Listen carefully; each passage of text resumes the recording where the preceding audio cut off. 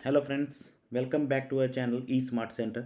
आज हम unified pension scheme regulation 2025 के बारे में एक स्मार्ट तरीके से इसको फुल कवर कर लेंगे। मैं आपको 100% गारंटी देता हूँ, इसके ऊपर कुछ भी नहीं बचेगा इस रेगुलेशन 2025 को लेकर। ठीक है, चलो हम स्टार्ट करते हैं। इससे पहले कि हम स्टार्ट करें, कुछ एब्रीविएशंस का इसमें शॉर्ट फॉर्म्स का यूज़ किया जाएगा जो कुछ आपको पर्टिकुलर चीज़ें बताएगी। जैसे सेंट्रल गवर्नमेंट को हम CG से डिनोट करेंगे, सेंट्रल गवर्नमेंट एम्प्लॉई CGE से डिनोट होगा, pension fund regulatory and development authority PFRDA, NPS को national pension system, UPS unified pension scheme, individual corpus IC, pool corpus PO, benchmark corpus BC, qualifying service QS, head of office HOF, drawing and dispersing officer DDO, pay and accounts officer check, drawing and dispersing officer PAO CDD, permanent retirement account number PRAN, voluntary retirement VR, and central record keeping agency CRA। ये कुछ important abbreviations होंगी। Examination point of view से भी आप अगर देखेंगे इसको कम से कम एक 1 मार्क्स क्वेश्चन इसमें से आएगा ही आएगा।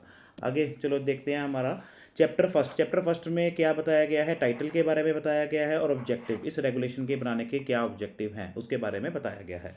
जो टाइटल क्या रहेगा इसका, pension fund regulatory and development authority unified pension scheme regulation 2025, इसका टाइटल ये रहेगा इस रेगुलेशन का।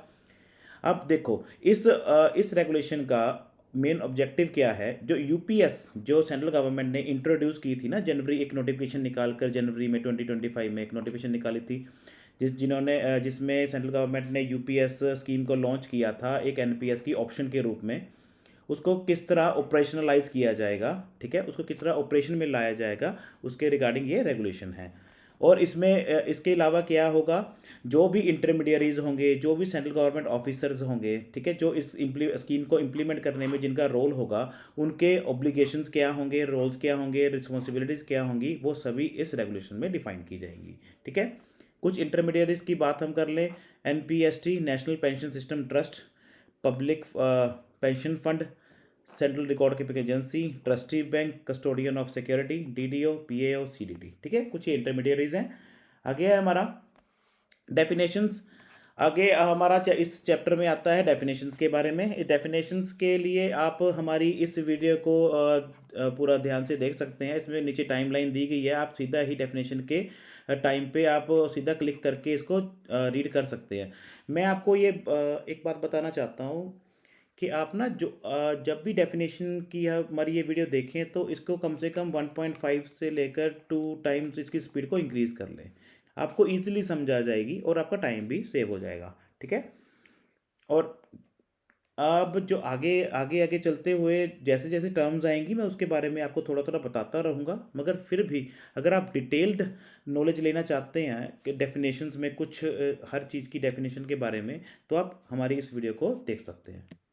आगे है हमारा चैप्टर 2 जिसमें क्या बताया गया है, एप्लीकेबिलिटी के बारे में, किस किस पे ये अप्लाई होगा।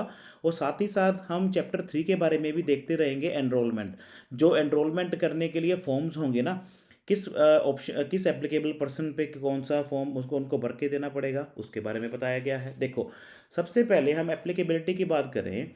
टाइप 1 में हम देखें, existing central government employee as on 31 March 2025 covered under NPS. जो भी एग्जिस्टिंग सेंट्रल गवर्नमेंट एम्प्लॉई होंगे, जो काम कर रहे हैं सेंट्रल गवर्नमेंट एम्प्लॉयज़, ठीक है, जो एनपीएस के अंडर आते हैं उन पे ये यूपीएस की ऑप्शन अप्लाई ऑप्शन दी, उनको ये ऑप्शन दी जाएगी, वो इस ऑप्शन को अडॉप्ट कर सकते हैं। ठीक है, सेकंड है हमारा, जो भी नए सेंट्रल गवर्नमेंट एम्प्लॉई जो 1 अप्रैल 2025 के बाद आएंगे उनको ये ऑप्शन दी जाएगी यूनिफाइड पेंशन स्कीम को अडॉप्ट करने की। या तो वो यूनिफाइड पेंशन स्कीम को अडॉप्ट कर लें या फिर एनपीएस में ही अपने आप को एनरोल कर लें। ओके, आगे थर्ड टाइप का क्या रहेगा हमारा, central government employee under NPS superannuated VR FR56J before 31 March 2025। जो भी सेंट्रल गवर्नमेंट एम्प्लॉई 31 मार्च 2025 से पहले जो रिटायर हो जाएंगे या हो चुके, किस वजह से, या तो वो सुपर एनुएट हो चुके, या फिर उन्होंने वॉलंटरी रिटायरमेंट ले ली, या फिर गवर्नमेंट ने उनको इस प्रोविज़न को यूज़ करके रिटायर कर दिया। अगर आप इसके बारे में डिटेल्ड नॉलेज लेना चाहते हैं तो हमारी previous video unified pension scheme की आप देख सकते हैं। उसमें हमने एक-एक पॉइंट को, एक-एक वर्ड को बहुत अच्छी तरह से डिफ़ाइन किया है, ठीक है? अब मैं थोड़ा-सा आपको इसमें बता देता हूँ, जो हमारी सुपरएनुएशन होती है ना, सुपरएनुएशन में क्या होता है, ऐज के रिलेटेड होती है। जो 60 साल की उम्र में रिटायरमेंट होती है ना, उसको कहा जाता है सुपरएनुएट। और वॉलंटरी रिटायरमेंट के बारे में तो पता ही है आप सभी को। और एफआर 56 जे, फंडामेंटल रूल 56 जे को प्रोविज़न को यूज़ करके गवर्नमेंट किसी भी सेंट्रल गवर्नमेंट एम्प्लॉय को कुछ प्रोविज़न्स दिए गए हैं इसमें, आप हमारी वीडियो को देख सकते हैं। उस प्रोविज़न्स के आधार पे उनको कोई भी सेंट्रल गवर्नमेंट एम्प्लॉय को रिटायर कर सकते हैं इन द पब्लिक इंटरेस्ट। अब जो जो एग्जिस्टिंग सेंट्रल गवर्नमेंट एम्प्लॉई होंगे ना, जिन्होंने एनपीएस के, जो एनपीएस के अंडर आते हैं, अगर उन्होंने यूपीएस अडॉप्ट करनी है तो उनको फॉर्म A2 देना पड़ेगा। और जो न्यू सेंट्रल गवर्नमेंट एम्प्लॉई होंगे उनको फॉर्म A1 देना पड़ेगा। और जो रिटायर हो चुके या 31 मार्च 2025 से पहले रिटायर होने वाले हैं उनको फॉर्म B1 देना पड़ेगा। ओके। और इसके साथ साथ ये बताया गया है कि जो नए government employees, central government employees होंगे ना, जो रिक्रूट नए होंगे, उनको फॉर्म A1 के साथ साथ एक SRF फॉर्म देना पड़ेगा, जो क्या होगा, सब्सक्राइबर रजिस्ट्रेशन फॉर्म। किसके लिए होगा ये? प्राण नंबर इशू करने के लिए, ठीक है। आगे है हमारा किन किन पे ये यूनिफाइड पेंशन स्कीम की जो ऑप्शन है, किन पे ये अप्लाई नहीं होगी। जो भी सेंट्रल गवर्नमेंट एम्प्लॉय जो डिसमिस हो गए या रिमूव्ड कर दिए गए नौकरी से, या फिर जिन्होंने रिज़ाइन कर दिया, उन पे ये यूनिफाइड पेंशन स्कीम की ऑप्शन नहीं दी जाएगी। और जो ये ऑप्शन होगी ना यूनिफाइड पेंशन स्कीम की, ये वन टाइम की ऑप्शन दी जाएगी। आपको पता होना चाहिए कि जो यूनिफाइड पेंशन स्कीम है ना, वो एनपीएस के अंडर ही एक ऑप्शन है, ठीक है। आप आपको सिर्फ एक बार चॉइस दी जाएगी, या तो आप ओपीएस को, यूपीएस को ज्वाइन करें या फिर ना करें, ठीक है। इसीलिए मैं आपको कहता हूँ, प्लीज़ आप हमारी इस वीडियो को ना पूरे ध्यान से सुनना, क्योंकि आप किसी की बातों में आकर इसको अडॉप्ट कर लें या ना अडॉप्ट करें, इसकी वजह से आपको कोई बेनिफिट हो या ना हो, आपको अपनी नॉलेज लगाकर इसको पता लगाना चाहिए, ठीक है। आपको खुद से पता होना चाहिए कि मुझे यूनिफाइड पेंशन स्कीम लेनी चाहिए या फिर नहीं लेनी चाहिए, ठीक है। इसलिए मैं आशा करता हूँ आप मेरे साथ आगे एंड तक बने रहेंगे। आगे है हमारा जो सेंट्रल गवर्नमेंट एम्प्लॉइज़ है ना, जो भी सुपरएनुएट होंगे, जो कि रिटायर जिन्होंने इस यूनिफाइड पेंशन स्कीम को अडॉप्ट कर लिया, अगर वो रिटायर होते हैं तो उनको 6 रिटायरमेंट के 6 महीने से पहले उनको एक फॉर्म डी देना पड़ेगा। इस फॉर्म में क्या होगा, डिटेल ऑफ स्पाउस के बारे में उनको लिख के देना पड़ेगा, ठीक है। आगे है हमारा in case of deceased central government employee under NPS, जो भी ऐसा सेंट्रल गवर्नमेंट एम्प्लॉई जो एनपीएस के अंडर आता था, ठीक है, option of shifting to unified pension scheme submitted by legally valid spouse. अगर कोई ऐसा सेंट्रल गवर्नमेंट एम्प्लॉई है ना, अगर वो एनपीएस के अंडर आता है, उसकी डेथ हो जाती है, तो ये ऑप्शन किसके द्वारा दी जाएगी? उसके लीगली वैलिड स्पाउस के द्वारा दी जाएगी। और उनको कौन सा फॉर्म देना पड़ेगा? फॉर्म B2 देना पड़ेगा, ठीक है। अब है हमारा एनरोलमेंट प्रोसेस अंडर। अब एनरोलमेंट का क्या प्रोसेस रहेगा यूनिफाइड पेंशन स्कीम में, अब उसके बारे में थोड़ा सा हम देख लेते हैं। एक देखो, जो जिससे इससे पहले जो हमने फॉर्म की बात की थी ना, वो ये इस यहाँ पे फॉर्म सेंट्रल गवर्नमेंट एम्प्लॉय भरेगा। उसके बाद ये फॉर्म भर के हेड ऑफ ऑफिस को दे देगा। हेड ऑफ ऑफिस इसकी एक कॉपी डीडीओ को सेंड कर देंगे, ड्राइंग एंड डिस्बर्सिंग ऑफिसर को सेंड कर देंगे। वो एक कॉपी इसकी पीएओ सीडीडी को सेंड कर देंगे। फर्दर ये क्या होगा, वो एक सीआरए के सिस्टम में, सेंट्रल रिकॉर्ड कीपिंग एजेंसी के सिस्टम में इसको फीडिंग करके, इस फीडिंग करने के बाद जो भी सेंट्रल गवर्नमेंट एम्प्लॉय होगा, जिस भी टाइप का सेंट्रल गवर्नमेंट एम्प्लॉय होगा, उसको एनरोल कर दिया जाएगा यूनिफाइड पेंशन स्कीम में। अब देखो, जैसे हमने बताया था कि 6 month prior superannuation submit the detail of spouse as service record in F form D. हर सेंट्रल गवर्नमेंट एम्प्लॉय को रिटायरमेंट के 6 महीने पहले एक फॉर्म डी भर के देना पड़ेगा, जिसमें उसके स्पाउस की डिटेल होगी। In case of deceased central government employee by legally wedded spouse, अगर कोई सेंट्रल गवर्नमेंट एम्प्लॉय की डेथ हो जाती है तो ये एनरोलमेंट फॉर्म है ना, उसकी लीगली वेटेड स्पाउस के द्वारा भरा जाएगा। आगे हम देख लेते हैं चैप्टर 4 के बारे में। चैप्टर 4 के बारे में क्या बताया गया है? बेनिफिट्स। यूनिफाइड पेंशन स्कीम के क्या बेनिफिट्स रहेंगे? देखो, बेनिफिट से पहले हमें पता होना चाहिए कौन कौन एलिजिबल होगा इस बेनिफिट को लेने के लिए। एलिजिबिलिटी टू रिसीव बेनिफिट, किन किन को ये बेनिफिट दिए जाएंगे? जो भी ऐसे सेंट्रल गवर्नमेंट एम्प्लॉई जो सुपर एनुएट होंगे, कम से कम उनकी 10 साल की सर्विस होनी चाहिए सुपर एनुएशन से पहले, वो इस बेनिफिट को के लिए एलिजिबल होंगे। सेकंड टाइप में क्या आता है, जो भी अगर कोई central government employee voluntary retirement लेता है ना, तो उसकी कम से कम मिनिमम से मिनिमम उसकी क्वालिफाइंग सर्विस 25 ईयर्स की होनी चाहिए, और from the date of superannuation के टाइम को लेकर, ठीक है। सुपरएनुएशन से 25 साल की उसकी कम से कम होनी चाहिए मिनिमम क्वालिफाइंग सर्विस। आगे है हमारा सेंट्रल गवर्नमेंट रिटायरिंग। अगर कोई सेंट्रल गवर्नमेंट है, अगर सेंट्रल गवर्नमेंट किसी सेंट्रल गवर्नमेंट एम्प्लॉय को इस प्रोविज़न को यूज़ करके रिटायर कर देती है, तो भी उनको ये बेनिफिट्स दिया जाएगा। अब किस पे ये बेनिफिट एलिजिबल, कौन इस बेनिफिट को लेने के लिए एलिजिबल नहीं होगा? अगर कोई भी ऐसा सेंट्रल गवर्नमेंट एम्प्लॉय जिसको डिसमिस, रिमूव्ड या किसी ने रिज़ाइन कर दिया, उन पे ये बेनिफिट्स नहीं दिए जाएंगे। आगे है हमारा beneficiary shall submit annual life certificate to CRA once in a year during the month of November in form E. देखो, जो भी ऐसे सेंट्रल गवर्नमेंट एम्प्लॉय हो, रिटायरी सेंट्रल गवर्नमेंट एम्प्लॉय होंगे या फिर उनकी लीगली वेड स्पाउस होगी, जो भी केस होगा इन दोनों में, उनको ये बेनिफिट्स जो पे आउट दिया जाएगा ना, हर मंथ दिया जाएगा, वो तभी दिया जाएगा अगर वो हर साल नवंबर के मंथ में CRA को एक फॉर्म ई भर के देंगे। ये फॉर्म ई क्या होगा?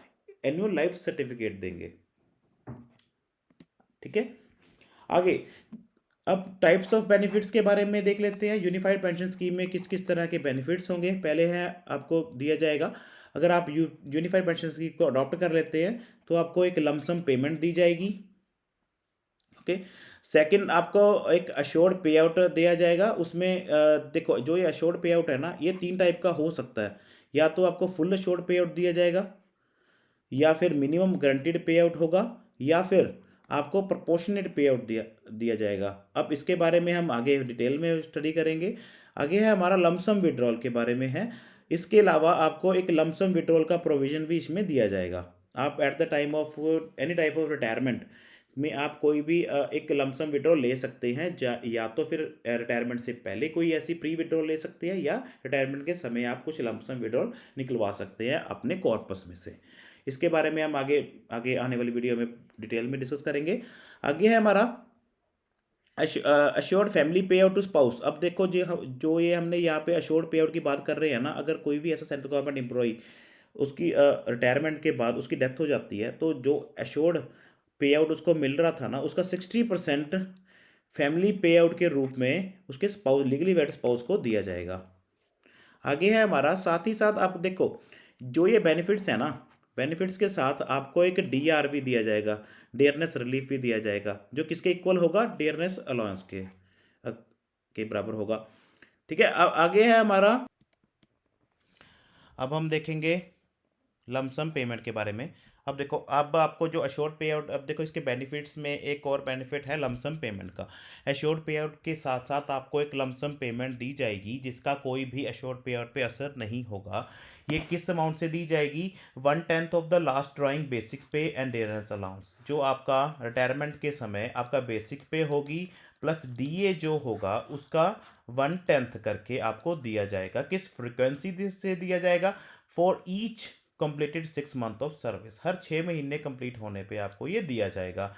जैसे इसका फॉर्मूला हम इस यहाँ पे इस तरीके से दिया गया है, जो lump sum payment equal to E/10 into L। ई इसमें क्या है? हमारा इमोल्यूमेंट। इमोल्यूमेंट में क्या आ जाएगा? Basic pay and DA at the time of retirement, ठीक है। जो रिटायरमेंट के समय आपका बेसिक पे होगा और DA होगा, उसका टोटल मिलाकर E कहा जाएगा। उसका 1/10 किया जाएगा, और इसके साथ L के साथ, L is a length of service, ठीक है। Number of completed 6 month of qualifying service as certified by the head of office. Head of office जो आपकी क्वालिफाइंग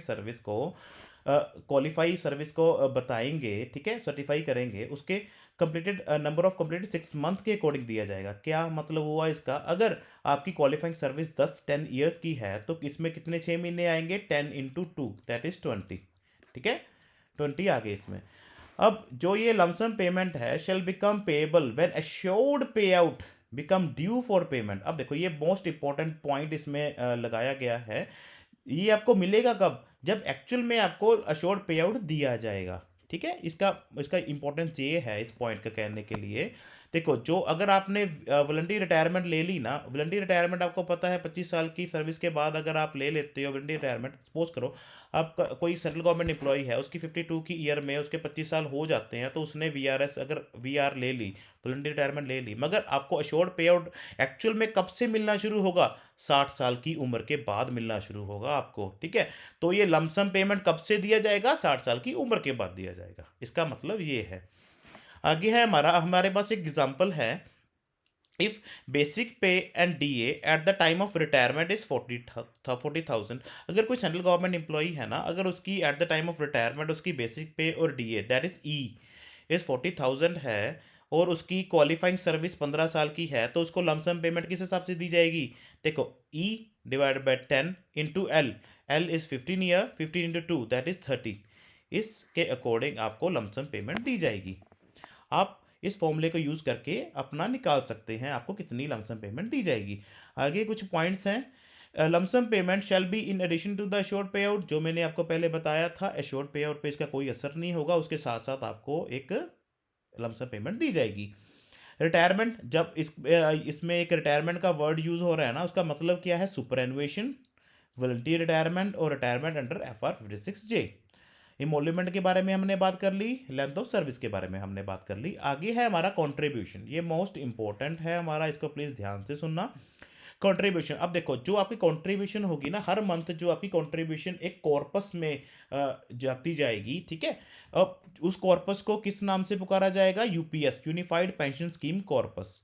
अब ये कॉर्पस किन किन दो पार्ट से मिलके बनेगा? एक तो इंडिविजुअल कॉर्पस, एक पूल कॉर्पस। आप इसको प्लीज ध्यान से सुनना, ठीक है? आगे है हमारा इंडिविजुअल कॉर्पस। इंडिविजुअल की कॉर्पस में कौन कौन सी कंट्रीब्यूशन आएगी? एक तो 10% बेसिक पे प्लस डीए और यूपीएस सब्सक्राइबर के द्वारा दिया जाएगा। मीन सेंट्रल गवर्नमेंट एम्प्लॉई अपना बेसिक पे और डीए का 10% इसमें कंट्रीब्यूट करेगा, ठीक है? साथ ही साथ सेंट्रल गवर्नमेंट सेम अमाउंट से आपके इस इंडिविजुअल कॉर्पस में कंट्रीब्यूट करेंगे। मीन्स क्या हो गया? 10% एम्प्लॉय डालेगा, 10% सेंट्रल गवर्नमेंट इसमें डालेगी। साथ ही साथ एक और कॉर्पस मेंटेन किया जाएगा जिसको कहा जाएगा पूल कॉर्पस, ठीक है? पूल कॉर्पस में क्या होगा? Central government additionally 8.5% of basic pay plus DA of by central government इसमें डालेगी, ठीक है? अब देखो, इसमें स्टार लगाया गया है, ठीक है? स्टार को आप प्लीज ध्यान से सुनना। द एडिशनल कंट्रीब्यूशन, जो एडिशनल कंट्रीब्यूशन सेंट्रल गवर्नमेंट ने 8.5% से आपके पूल कॉर्पस में डाली है, shall fee for the purpose of sporting assured pay out. ये सिर्फ एक स्पोर्टिंग, आप जो आपकी एश्योर्ड पे आउट का कॉन्सेप्ट यहाँ पे लॉन्च किया गया था ना, एश्योर्ड पे आउट का, उसको सपोर्ट करने के लिए प्रोवाइड होगा ये, ठीक है? Under the UPS option computed for the comparison. अब देखो, इसके बाद है हमारा एक, साथ ही साथ एक बेंचमार्क कॉर्पस का कॉन्सेप्ट यहाँ पे लगाया गया है। अब ये बेंचमार्क कॉर्पस है क्या? देखो, ये एक अज्यूम्ड कॉर्पस है, ये एक्चुअल में ये लाई नहीं करता, ये अजम्पशंस के अकॉर्डिंग बना है। अजम्पशन किस प्रकार की अजम्पशंस हैं? देखो, अगर आप अपनी कंट्रीब्यूशन में कोई भी बदलाव नहीं लाते, मतलब अपनी कंट्रीब्यूशन में आपको चॉइस दी जाएगी ना इंडिविजुअल कॉर्पस में, आगे आगे हम पढ़ेंगे, आपको एक ऑप्शन दी जाएगी कि आप किस में अपना कंट्रीब्यूशन कर सकते हैं। कोई भी आप पेंशन फंड अपनी अकॉर्डिंग चूज कर सकते हैं, ठीक है? एक अगर नहीं करते तो एक जो अथॉरिटी होगी एक अपने अकॉर्डिंग डिफ़ॉल्ट पैटर्न अपना लेगी, वो उसके अकॉर्डिंग आपको इन्वेस्टमेंट अपने आप आपकी इन्वेस्टमेंट करती रहेगी। वो बेंचमार्क वो ही होगा एक, ठीक है? उसमें अगर डिफ़ॉल्ट पैटर्न से अगर कंट्रीब्यूशन होती है, ठीक है? और कोई भी आपके इंडिविजुअल कॉर्पस में से कोई विड्रॉल नहीं ली जा रही है, आप कोई नहीं पैसा निकलवाते, उसके उस अजम्पशंस को लेकर एक बेंचमार्क कॉर्पस आपका मेंटेन किया जाएगा। बेंचमार्क कॉर्पस जो अज्यूम्ड वैल्यू होगी, ठीक है? अब ये एंड में किसके काम आएगा? ये आपको इस इन दोनों में से कंपैरिजन करने के लिए, ठीक है?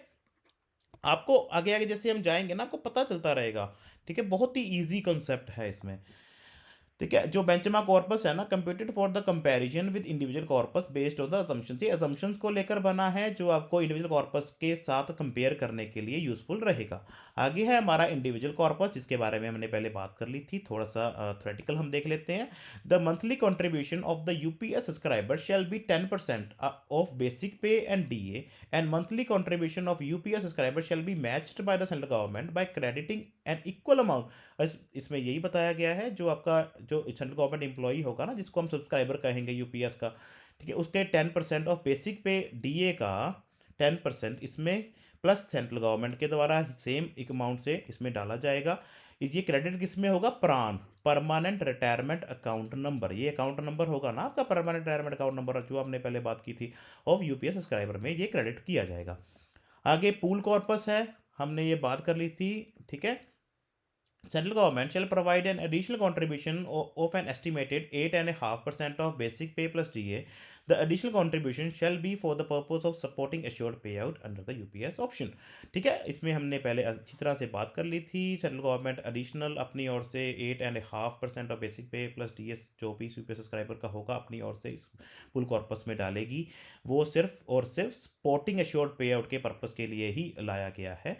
इसमें क्या क्या चीज़ आएगी पूल कॉर्पस में? एक तो जो सेंट्रल गवर्नमेंट कंट्रीब्यूट कर रही है 8.5% बेसिक पे और डीए का, ठीक है, और साथ ही साथ जो आगे हम देखेंगे ना, जो पूल कॉर्पस है at the time of retirement, जो सेंट्रल गवर्नमेंट, अगर आपका इंडिविजुअल कॉर्पस बेंचमार्क कॉर्पस से कम हो जाता है, इसको आपको देखो, जो अश्योर्ड पे आउट दी जाएगी ना, वो बेंचमार्क कॉर्पस के अकॉर्डिंग ही दी जाएगी आपको अश्योर्ड पे आउट। अगर आपकी इंडिविजुअल कॉर्पस बेंचमार्क कॉर्पस से कम हो जाता है, ठीक है, उस केस में क्या होगा, आपको एक ऑप्शन दी जाएगी कि आप अपना पैसा ये वाला पूल कॉर्पस में डाल दें ताकि आपका इक्वल इसमें से हो जाए, ठीक है। आगे है हमारा इस जो ये पूल कॉर्पस है ना, इसकी हर 3 साल के में एक बार पीरियडिकल रिव्यू किया जाएगा by the authority to ensure its adequacy to fulfil the obligation under the UPS. ये किसके लिए? हर 3 साल में एक बार इसकी मतलब ऑडिट होगा, रिव्यू किया जाएगा। ये किस लिए किया जाएगा कि इसका जो पर्पस है वो सोल्व हो रहा है कि नहीं हो रहा, ठीक है। आगे है, आपको ये पता होना चाहिए यूनिफाइड पेंशन स्कीम जो है इस बीइंग अ फंड बेस्ड, एक सिर्फ ये फंड बेस्ड पेंशन स्कीम है। मींस ये कंट्रीब्यूशन फंड, अगर आप कंट्रीब्यूट करते रहोगे तो उसके अकॉर्डिंग आपको पेंशन मिलती रहेगी, जो पे आउट के रूप में आपको दी जाएगी। Relies on the regular and timely accumulation and investment of applicable contribution both for from both the employee and the employer for assured payout to the employees। ठीक है, ये यही बात है, अगर आप रेगुलर इसमें करते रहो, कंट्रीब्यूट सेंट्रल गवर्नमेंट करती रहे और सेंट्रल गवर्नमेंट एम्प्लॉय करता रहे, उसके बेस पे ये आपको दिया जाएगा। अब देखो, इसमें एक पॉइंट है, मोस्ट इंपॉर्टेंट पॉइंट है, प्लीज़ आपको ध्यान से सुनना। मैं आपको देखो दोबारा दोबारा कहता हूँ, ध्यान से सुनना, ये बहुत ही इंपॉर्टेंट रहेगा। जो एश्योर्ड पे आउट की बात यहाँ पे की जा रही है, इसमें आपको तीनों में से एक प्रकार का आपको एक टाइप का आपको दिया जा सकता है। फर्स्ट है हमारा फुल एश्योर्ड पे आउट। ये आप तभी आपको दिया जाएगा अगर आपकी ये 3 कंडीशन फुलफिल होंगी। कौन कौन सी कंडीशन आती हैं इसमें? एक तो आती है आपकी मिनिमम क्वालिफाइंग सर्विस। अगर आपकी मिनिमम क्वालिफाइंग सर्विस 25 साल की हो जाती है तो आप अश्योर्ड पे आउट लेने के एलिजिबल होंगे। उसके साथ साथ regular and timely receipt of contribution, जो आपकी कंट्रीब्यूशन है ना, इंडिविजुअल कॉर्पस में जो भी कंट्रीब्यूशन आ रही थी 10% दो बोथ साइड से, वो रेगुलर आती रहे, उसमें कोई भी ऐसा ब्रेक नहीं आना चाहिए। थर्ड क्या है हमारा, आपका इंडिविजुअल कॉर्पस बेंचमार्क कॉर्पस से ज़्यादा होना चाहिए, ठीक है। अब देखो, इसके ये कहने का ये मतलब है, अगर आगे जाके हम देखेंगे आपको है ना एक इन्वेस्टमेंट की चॉइस दी जाएगी, आप अपने अकॉर्डिंग, हम जो मैंने पहले भी थोड़ा सा आपको क्लू दिया था, एक इन्वेस्टमेंट चॉइस दी जाएगी, आप अपने अकॉर्डिंग अपना पेंशन फंड चूज़ कर सकते हैं। अगर उस पेंशन फंड को चूज़ करने से आपकी अमाउंट इंक्रीज़ हो जाती है या फिर उसकी वजह से आपकी अमाउंट डिक्रीज़ हो जाती है, इंक्रीज़ डिक्रीज़ आपका किसके अकॉर्डिंग देखेंगे कि बेंचमार्क कॉर्पस के अकॉर्डिंग देख पता चलेगा आपको, ये यहाँ पे यही बात बताई गई है। और है सेकंड अश्योर्ड पे आउट आपको किस प्रकार का दिया जा सकता है? मिनिमम गारंटीड पे आउट। ये इस केस उन उन गवर्नमेंट एम्प्लॉयज़ को दिया जाएगा जो ये 2 कंडीशन फुलफिल कर देंगे। वो कौन कौन सी हैं? Minimum 10 year of qualifying service. अगर आपकी क्वालिफाइंग सर्विस, ठीक है, मिनिमम 10 साल की हो जाती है तो आपको एक मिनिमम गारंटीड पे आउट दिया जा सकता है। उसके साथ साथ दूसरी कंडीशन क्या है? आपका इंडिविजुअल कॉर्पस बेंचमार्क कॉर्पस से ज़्यादा या इक्वल होना चाहिए। थर्ड है आपका प्रपोर्शनेट पे आउट, ठीक है। आपको जो पे आउट है ना, एक प्रपोर्शन के अकॉर्डिंग दिया जाएगा, ठीक है। उसमें कंडीशन कौन कौन सी आएगी? आपकी क्वालिफाइंग सर्विस 10 साल से लेकर 25 साल के बीच बीच होनी चाहिए, ठीक है। और साथ ही साथ number of the monthly contribution less than qualifying service, ठीक है। अगर आपकी जो क्वालिफाइंग कंट्रीब्यूशन है ना, आपकी कंट्रीब्यूशन हो रही है, अगर क्वालिफाइंग सर्विस से ये कम हो रही है, अगर कोई भी ऐसा ब्रेक आ रहा है तो उसके अकॉर्डिंग आपको प्रोपोर्शनल पे आउट दिया जाएगा। प्रोपोर्शनल का मतलब होता है आपको उस हिसाब से कम दिया जाएगा। आगे है हमारा इंडिविजुअल कॉर्पस, अगर आपका बेंचमार्क कॉर्पस से कम आता है तो उसके अकॉर्डिंगली आपको एक प्रोपोर्शन के अकॉर्डिंग पे आउट दिया जाएगा।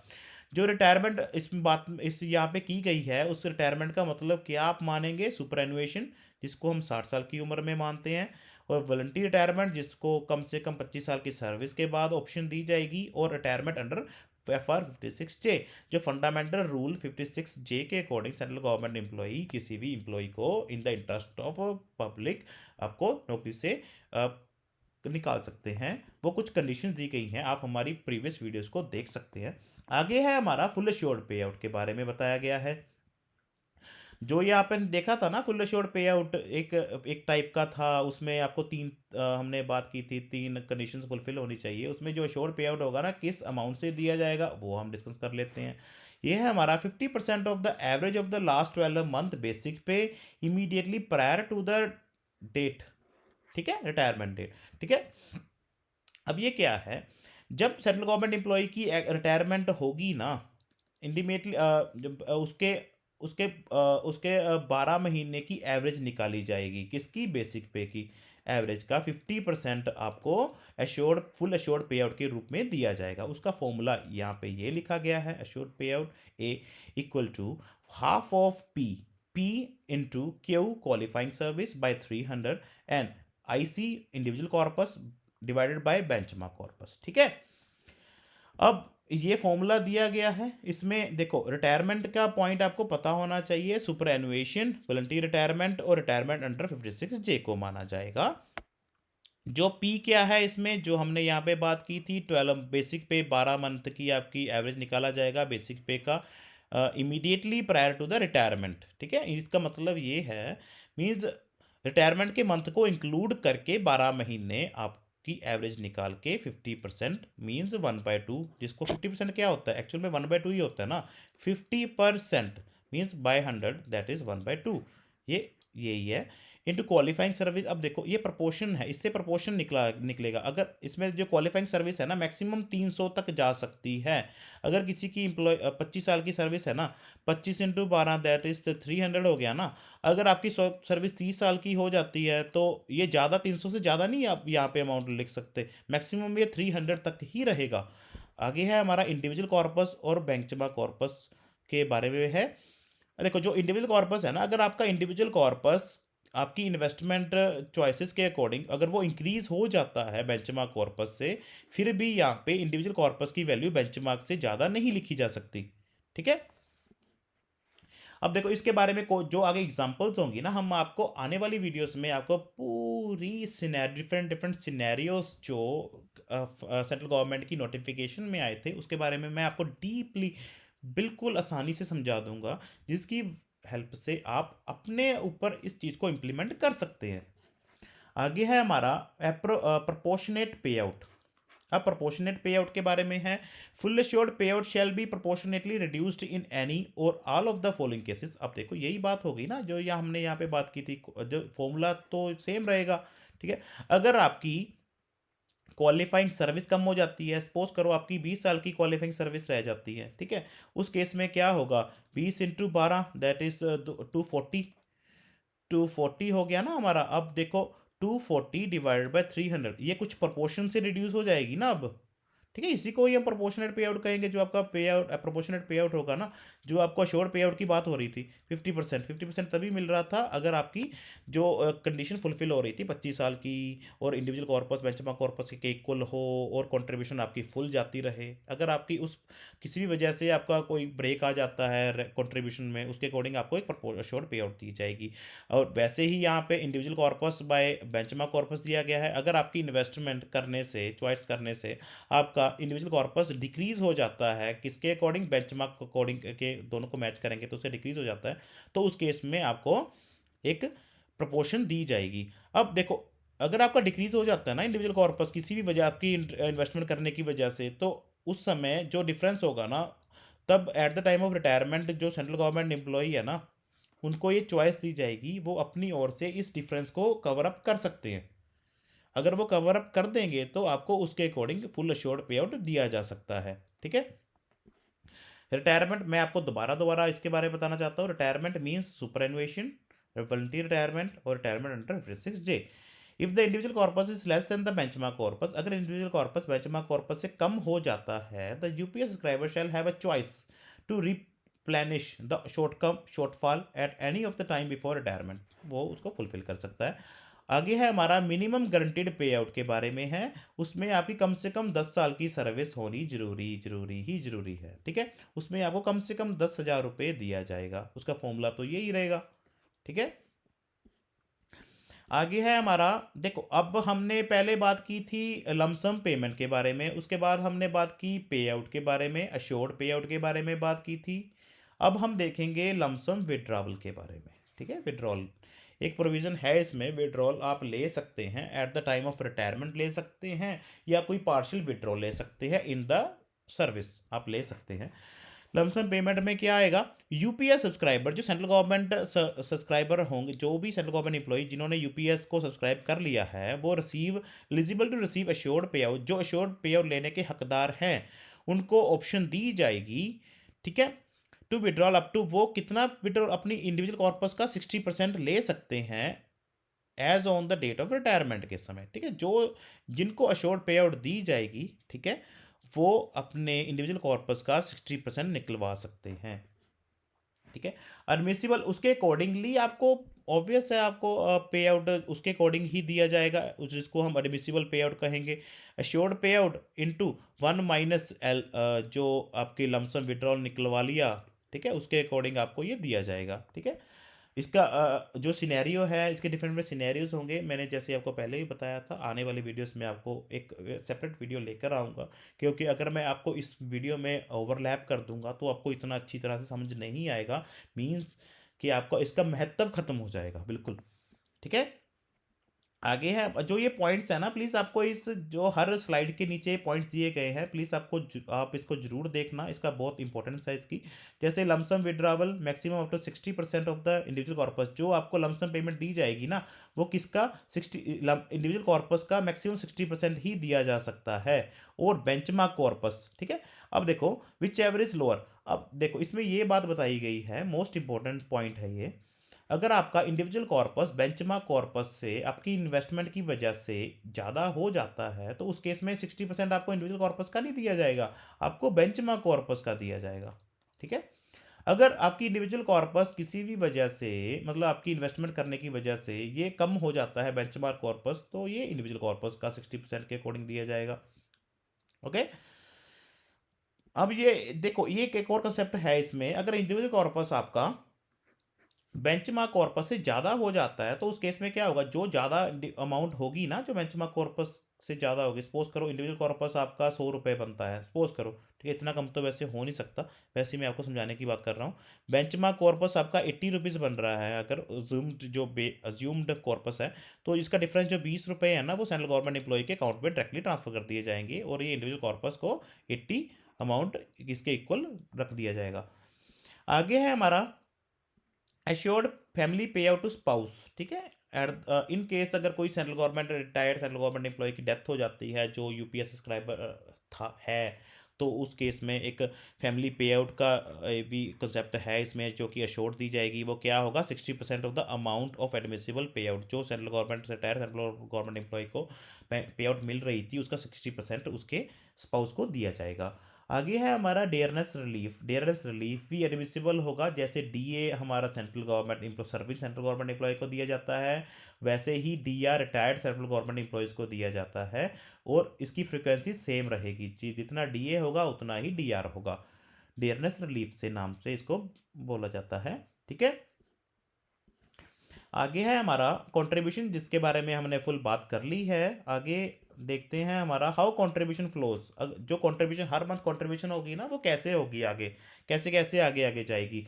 जो जो ड्राइंग एंड डिस्पर्सिंग हो, डीडीओ होंगे ना, ड्राइंग एंड डिस्पर्सिंग ऑफिसर होंगे, वो सेंट्रल गवर्नमेंट एम्प्लॉय की सैलरी से 10% जो काटना है इंडिविजुअल कॉर्पस में डालने के लिए, वो काट लेंगे 20 तारीख से पहले पहले, हर महीने की 20 तारीख से पहले आपके अकाउंट से, मतलब आपकी 10% वो काट लेंगे। उसके बाद इसका बिल बनाकर वो पीएओ को भेजेंगे, pay and account officer, and check and drawing disbursing officer, दोनों में कोई भी हो सकता है, उसको ये बिल बना कर देंगे, ठीक है। अब प्रिपेयर जो ये क्या करेंगे, prepare and upload a subscription contribution file, SCF, ये फुल फॉर्म प्लीज इसकी याद कर लेना। सब्सक्रिप्शन कंट्रीब्यूशन फाइल एक बनाएंगे। इन जो ये फाइल को बनाकर ये क्या करेंगे, अपलोड कर देंगे CRA सिस्टम में, सेंट्रल रिकॉर्ड कीपिंग एजेंसी के सिस्टम में ये इसको अपलोड कर देंगे। वो किस बिफोर हर महीने की 25 तारीख से पहले पहले इस फाइल को प्रिपेयर करके जो SCF नाम की फाइल होगी CRA में डाल देंगे। उसके बाद क्या होगा, उसके बाद employee contribution last working day of each month and the employee contribution. अब जो हर महीने की आखिरी तारीख को वो जो central government employee, central government जो 10% डाल रही है ना, उसका भी वो एक ट्रस्टी बैंक में दोनों, जो ये अमाउंट सेंट्रल गवर्नमेंट एम्प्लॉय की है और सेंट्रल गवर्नमेंट की, दोनों की अमाउंट ये एक ट्रस्टी बैंक जो जिसका जिसकी डेफिनेशन, हाँ आपको हमारी पीडीएस वीडियो को देख सकते हैं। ठीक है, उसमें ये दोनों कंट्रीब्यूशन कंट्रीब्यूट कर दी जाएगी। ठीक है, आगे है हमारा चैप्टर नंबर 6। उसमें क्या बताया गया है, इन्वेस्टमेंट ऑफ कंट्रीब्यूशंस के बारे में बताया गया है। इसमें क्या है, इसमें जो भी आपकी कंट्रीब्यूशन होंगी ना, जो आपका कॉर्पस के बारे में हमने पहले बात की, उसकी इन्वेस्टमेंट्स को लेकर आपको क्या क्या आपके पास चॉइस रहेगी, उसके बारे में बताया गया है। The contribution shall be invested and managed by the pension fund. जो कंट्रीब्यूशन होगी ना सारी की सारी, वो कौन मैनेज करेगा, पेंशन फंड्स करेंगे, with an objective to optimise return on the investment. जो इसका मेन पर्पस क्या होगा, आपको मैक्सिमम से मैक्सिमम रिटर्न दी जाए। इन्वेस्टमेंट ऑफ कॉर्पस आपका अगर मैं कॉर्पस की, मैं को इन्वेस्टमेंट की बात करूं, सबसे पहले हम देखते हैं इंडिविजुअल कॉर्पस में। जो सेंट्रल गवर्नमेंट एम्प्लॉई है ना, वो इंडिविजुअल कॉर्पस में अपने अकॉर्डिंग चॉइस कर सकता है पेंशन फंड को चॉइस करने के लिए। ठीक है, मीन्स इसका मतलब क्या है, सब्सक्राइबर के पास एक ऑप्शन रहेगी, वो अपनी अकॉर्डिंग अपना पेंशन फंड चॉइस कर सकता है। अगर वो नहीं चॉइस करता तो एक डिफ़ॉल्ट पैटर्न जो अथॉरिटी के द्वारा डिफाइन किया गया है, तो उसके अकॉर्डिंग उसकी कंट्रीब्यूशन चलती रहेगी। अगर वो चॉइस कर लेता है पेंशन फंड, तो उसके पास दो ऑप्शंस रहेंगी, option A and option B. Option A में क्या होगा, 100% of funds in the government security.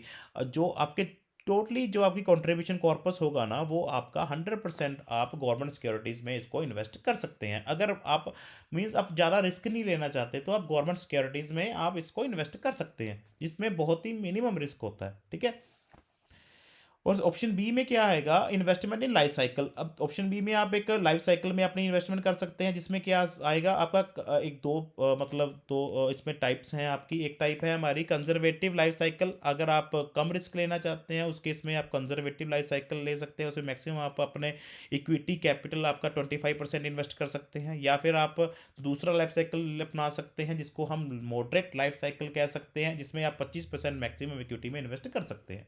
ठीक है, और इसमें यह है, जो भी आप इसमें कंट्रीब्यूशन अपने अकॉर्डिंग चॉइस करते हो, पेंशन फंड को चॉइस करते हो, तभी आपको हर महीने जो आपकी वैल्यू रहेगी ना इंडिविजुअल कॉर्पस की, उसकी इन्फॉर्मेशन आपको CRA पीरियोडिकल हर महीने देता रहेगा। कि वो देता रहेगा किसके अकॉर्डिंग, आपको कंपेयर करता रहेगा। अगर आप बेंचमार्क मींस आपको पता लगता रहेगा कि आपकी चॉइस करने की वजह से आपका बेंचमार्क कॉर्पस से इंक्रीज हुआ या डिक्रीज हुआ। अगर डिक्रीज होता है तो आप अपनी चॉइस को चेंज कर सकते हैं। ठीक है, आपको इन्फॉर्मेशन पता चलती रहेगी कि हाँ मैं मेरी मतलब मेरा फ़ायदा हो रहा है या मेरा नुकसान हो रहा है आगे। ठीक है, आगे इसका मेन बेनिफिट यही रहेगा, मीन्स आपको आगे जाके एश्योर्ड पे आउट पे कोई दिक्कत नहीं आएगी। अब जो सेकंड है हमारा पूल कॉर्पस, जो पूल कॉर्पस जो 8.5 जो सेंट्रल गवर्नमेंट एम्प्लॉई अपनी ओर से, सेंट्रल गवर्नमेंट एम्प्लॉई के फंड कॉर्पस अपने ओर से उसके पूल कॉर्पस में डाल रही है सेंट्रल गवर्नमेंट, उस पर इन्वेस्टमेंट करने का चॉइस सिर्फ सेंट्रल गवर्नमेंट के पास ही है। वो अपने अकॉर्डिंग इस पर इन्वेस्टमेंट करेगी। आगे है हमारा chapter number 7, role of intermediaries and other entities. अब जो इंटरमीडियरीज के क्या रोल रहेंगे, क्या अदर एंटिटीज के क्या रोल रहेंगे, उसके बारे में इस चैप्टर में बताया गया है। जो इंटरमीडियरीज हैं उसमें क्या क्या आता है, नेशनल पेंशन सिस्टम ट्रस्ट आ जाता है, पेंशन फंड आ जाता है, सेंट्रल रिकॉर्ड कीपिंग एजेंसी आ जाता है, trustee bank, custodian of securities, the nodal officers of the central government including PAO, TDO, CDD officer shall also be part of the implementation process. अब देखो जो intermediaries है ना, इसके रोल के बारे में चैप्टर 7 में बताया गया है। अगर देखो, अब जो ये पार्ट है ना, आपको वर्ड बाय वर्ड इसका मेन मोटिव इसको इस यहाँ पे करवाने का कोई मोटिव नहीं रहेगा, क्योंकि ये आपको सिर्फ अगर आप एग्जामिनेशन पॉइंट ऑफ व्यू से इस वीडियो को देख रहे हैं तो ही बेनिफिट है। मैं आपको रिक्वेस्ट करना चाहता हूँ कि आप हमारी प्रीवियस वीडियो जो मैंने रेगुलेशंस के बारे में पॉइंट वर्ड बाय वर्ड आपको समझाया है, आप उसकी नीचे टाइमलाइन दी गई है, उस टाइमलाइन में आप इस पॉइंट पे जाकर आप इस वाले इनके रोल को अकेले-अकेले से अच्छी तरह से देख सकते हैं। तो आपको 100% इसमें नॉलेज मिल जाएगी। ओके? इन डेप्थ के लिए आप ये वीडियो हमारी देख सकते हैं। ठीक है? आगे है हमारा चैप्टर नंबर 8 के बारे में। इसमें विथड्रॉवल्स के बारे में बताया गया है। अब जो विथड्रॉल है ना, जो हमने पहले तो बात की थी, लंप सम विथड्रॉल की बात की थी। आगे है हमारा पार्शियल विथड्रॉल इन सर्विस। अगर आप कोई पार्शियल विथड्रॉल इन सर्विस के बीच में आप लेना चाहते हैं, उसके बारे में ये हमारी रेगुलेशन क्या कहती है? UPS subscriber shall be eligible to make partial withdrawal from the individual corpus. जो आप पार्शियल विड्रॉल लेना चाहते हैं वो आपको सिर्फ इंडिविजुअल कॉर्पस का ही मिलेगा after completion of lock in period of 3 year from the date of enrolment under UPS or NPS whichever is earlier, जो भी पहले है दोनों में से। ठीक है? मिनिमम क्या है? आपको 3 साल की सर्विस इसमें देनी पड़ेगी। आप इंडिविजुअल कॉर्पस का लॉक इन पीरियड अगर आप 3 साल का पूरा कर लेते हो तो आप पार्शियल विड्रॉल ले सकते हो। ठीक है?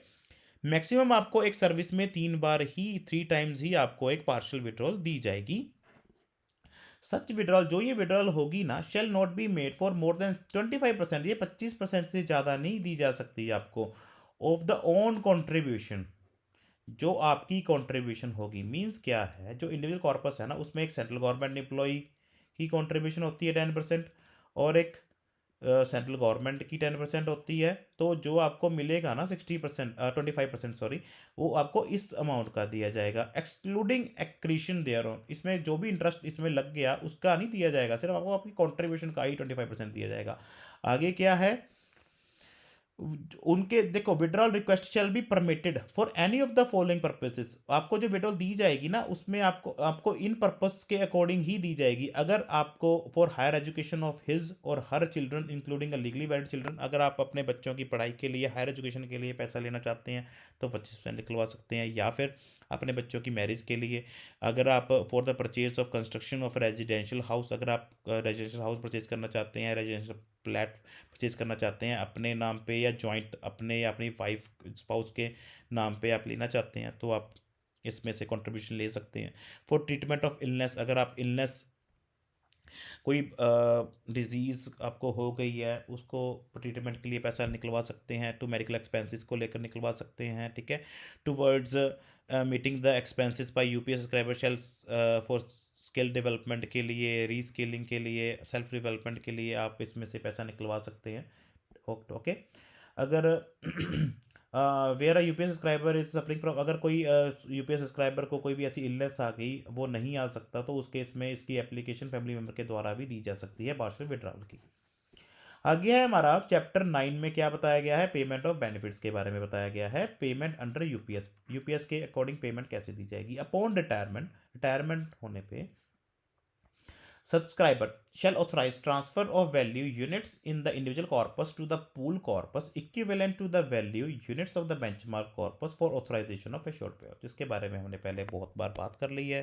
At the time of retirement, अगर आपका इंडिविजुअल कॉर्पस बेंचमार्क कॉर्पस से कम हो जाता है तो उस केस में आप अपना ये अमाउंट को पूल कॉर्पस में ऐड करके इसके इक्विवेलेंट रखने के लिए आप करवा सकते हैं। इन case of value of individual corpus is greater than benchmark corpus, ठीक है, जो सरप्लस अमाउंट होगी वो आपकी आपके बैंक अकाउंट में डाल दी जाएगी। इसके बारे में हमने पहले बात कर ली। अगर कोई इंडिविजुअल कॉर्पस बेंचमार्क कॉर्पस से आपका कम हो जाता है तो आपको एक ऑप्शन दी जाएगी कि आप इसको ओवरकम कर सकते हैं, शॉर्टफॉल को पूरा कर सकते हैं।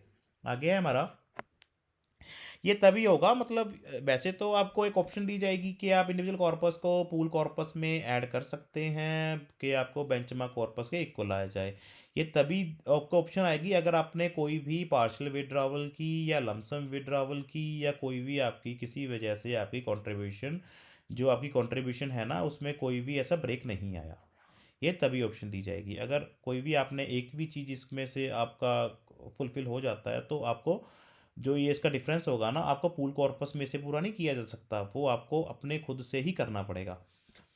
आगे है हमारा यूपीएस पे आउट ऑर्डर। एक पे आउट ऑर्डर इशू होगा at the time of retirement के अकॉर्डिंग, उसमें सारी डिटेल होगी। एक ऑर्डर है ये, ठीक है, जो जनरल ऑफिस आपका इशू करेगा। The benefits payable to the UPS subscriber, जो भी यूपीएस सब्सक्राइबर को जो बेनिफिट्स दिए जाएंगे shall be recorded by the respective nodal office के द्वारा आपको एक पे आउट आपका इशू होगा। उसमें सारी डिटेल्स होंगी, जो फॉर्म C1 या C2 हो सकता है। इसको जो ये नोडल ऑफिस है ना, वो ये CRA को भेजेगा। CRA के बाद ये नेशनल पेंशन सिस्टम ट्रस्ट में इसको सेंड कर दिया जाएगा। उसके बाद जो नेशनल पेंशन सिस्टम ट्रस्ट है ना, shall frame and issue suitable operational guideline, वो उस पे उसके पे आउट के अकॉर्डिंग फ्रेम करेंगे। ठीक है, और गाइडलाइंस के अकॉर्डिंग करेंगे।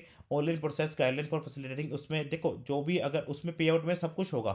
ठीक है, अ, आपकी कितनी क्वालिफाइंग सर्विस है, आपकी कितनी बेसिक पे है, उसके अकॉर्डिंग कैलकुलेशन क्या की गई है, या आपने कितना विड्रॉल लेना चाहते हैं, पार्शल विड्रॉल लेना चाहते हैं, ठीक है, लिया हुआ है पहले मीन्स, और आप लमसम पे विड्रॉल कितना लेना चाहते हैं, उसमें सारी इन्फॉर्मेशन होगी। जो भी इन्फॉर्मेशन ऑथराइज कौन करेगा, आगे NPST करेगा। आगे है हमारा pay out order shall include the following, इसमें पे आउट ऑर्डर में क्या क्या आएगा, क्वालिफाइंग सर्विस जो हेड ऑफ ऑफिस के द्वारा डिटरमाइन सर्टिफाइड की गई है। लमसम पेमेंट के बारे में है, अगर आप लमसम पेमेंट लेना चाहते हैं रिटायरमेंट के समय, आप इसमें वो भी इंफॉर्मेशन होगी आपकी। अगर आपने कोई भी विड्रॉल ली है इससे पहले, वो भी होगा। Withdrawal percentage opted by the, अगर कोई आपने ली है कोई रिटायरमेंट से पहले partially withdrawal, difference of the, अगर कोई जो भी आपका डिफरेंस है IC और BC का, ठीक है, वो क्यों आया, कोई डिफ़ॉल्ट पैटर्न की वजह से आया या नहीं आया। ठीक है, assured pay out payable to the N, आपको एश्योर्ड पे आउट कितना दिया जाएगा। ठीक है, और विद द बाइफर्केशन, उसमें बाइफर्केट किया जाएगा बेसिक पे और DAR को। आपके बैंक की सारी डिटेल होगी, लीगल वेड स्पाउस की डिटेल होगी आपकी। ठीक है, और KYC इन्फॉर्मेशन सारी सब्सक्राइबर की होगी, मीन्स आपका KYC नो योर कस्टमर, जो भी आधार कार्ड हो गया, पैन कार्ड हो गया, ये वगैरह ये सब कुछ होगा। और इसके अलावा कोई भी ऐसी इन्फॉर्मेशन जो आपकी पेमेंट को फैसिलिटेट करेगी, वो सारी इन्फॉर्मेशन इस पे आउट में होगी। ये पेमेंट ऑफ बेनिफिशरी को जो पेमेंट्स कैसे दी जाएगी, देखो जो ये पे आउट ऑर्डर नोडल ऑफिसर पे आउट होगा ना, जो इशू करेगा, जो फॉर्म C1 या C2 हो सकता है, वो किसको सेंड किया जाएगा, NPST को। NPST से फर्दर ये CRA को, सेंट्रल रिकॉर्डिंग एजेंसी को दिया जाएगा। उसके बाद ये पेंशन फंड को दे देंगे। पेंशन फंड क्या करेंगे, अब बैंक UPS सब्सक्राइबर के अकाउंट में पैसा हर महीने डालते रहेंगे। ठीक है, उसके according upon receipt of the UPS पे आउट ऑर्डर NPST शेल, ठीक है, NPST जब इसको रिसीव कर लेगा, आफ्टर ड्यू वेरिफिकेशन, वेरिफिकेशन करने के बाद ऑथराइज पेमेंट ऑफ, ठीक, अगर वो लमसम पेमेंट लेना चाहता है तो उसको ऑथराइज कर देंगे। ठीक है, विड्रावल ऑप्शन ऑफ पे आउट और सरप्लस, ठीक है, उसको ऑथराइज पेमेंट करेगा, इसके अकॉर्डिंग करेगा। ठीक है, फ्रॉम द इंडिविजुअल कॉर्पस में से निकाल के कर सकता है। ठीक है, verify and match the detail in the system for any withdrawal by subscriber for calculating the quantum of assured payout after making due adjustment of withdrawal partial at payout made by the UPS subscriber and shortfall individual corpus। अब देखो ये वही है, वो सारा calculate करेगा कि आपका इंडिविजुअल कॉर्पस से पूल कॉर्प, जो इंडिविजुअल कॉर्पस और बेंचमार्क कॉर्पस से कोई भी ऐसा डिफरेंस आया, किस वजह से आया, उसको प्रॉपर कैलकुलेट करने के बाद आपको एक शॉर्ट पे आउट दी जाएगी, या कोई भी तरह की आपको पे आउट दी जाएगी। ठीक है, उसके बाद रेगुलेशन नंबर 28, 29, 30 है, जो कि मोस्ट मोस्ट इम्पोर्टेंट रेगुलेशंस हैं। ये आप प्लीज़ आप हमारी इस वीडियो की टाइमलाइन में जाके देख लेना। मैं आपको यहाँ पे मैंने इस वजह से नहीं करवाई क्योंकि इसकी इम्पोर्टेंस तभी होगी अगर आप वर्ड बाय वर्ड इस चीज़ को इसमें देखेंगे। प्लीज़ आप इसमें इस वीडियो की टाइमलाइन में जाके पर्टिकुलर इस रेगुलेशन में आप क्लिक करके आप सीधा पहुंच जाएंगे। उसको आप दो गुनी स्पीड करके देख सकते हैं। कम मैक्सिमम से मैक्सिमम आपको 5 मिनट ही लगेंगे एक पॉइंट को समझने के लिए। ठीक है, इसमें मैं आपको बता दूं क्या है, तभी आप शायद आपको इसकी इंपॉर्टेंस पता चल जाए। पेमेंट ऑफ बेनिफिट्स टू सब सुपर एनुएटेड और retired employee under the national pension system trust, जो आपको बेनिफिट दिया जाएगा जो 60 साल की उम्र में रिटायर हो गए। ठीक है, जो मतलब जो NPS में रिटायर हो चुके हैं, ठीक है, सुपर एनुएट हुए थे, ठीक है, वो NPS में रिटायर हो गए हैं, उनको क्या मदद मिलेगी, उनको UPS में आना चाहिए नहीं आना चाहिए, ठीक है, उसके बारे में बताया गया है। Filling of claim by eligible employee superannuating or retiring as a case may be from first, जो भी ऐसे वो अपना क्लेम कैसे सबमिट करेंगे, जो सेंट्रल गवर्नमेंट एम्प्लॉय 1 अप्रैल 2025 के बाद रिटायर होंगे। ठीक है, उसके उसके प्रोसेस के बारे में बताया गया है। Filling of claim by eligible employees superannuated और retired as a case may be before 1 April 2025। जो भी है सेंट्रल गवर्नमेंट एम्प्लॉई जो 1 अप्रैल 2025 से पहले पहले रिटायर हो जाएंगे, ठीक है, वो अपना क्लेम फॉर्म कैसे सबमिट करेंगे, उनको क्या बेनिफिट रहेगा, ठीक है, इसकी इंपॉर्टेंस आपको इन तीनों लाइनों को समझ से आ गई है। तो मैं प्लीज़ दोबारा दोबारा आपको कहता हूँ, आप इस वीडियो को जरूर रेफर करना। आगे है हमारा चैप्टर नंबर 10, 11, 12, 13 के बारे में है। 10 में हमारा फीस एंड चार्जेस के बारे में बताया गया है। Action in case of default by intermediaries के बारे में बताया गया है। अगर कोई इंटरमीडियरीज कोई डिफॉल्ट करते हैं उस पर क्या एक्शन आएगा।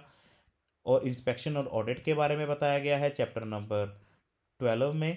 और मिसलेनियस इसके अलावा जो भी बच के सारा चैप्टर नंबर 13 में बताया गया है। आप हमारी इस वीडियो की टाइमलाइन में जाके देख सकते हैं, ठीक है।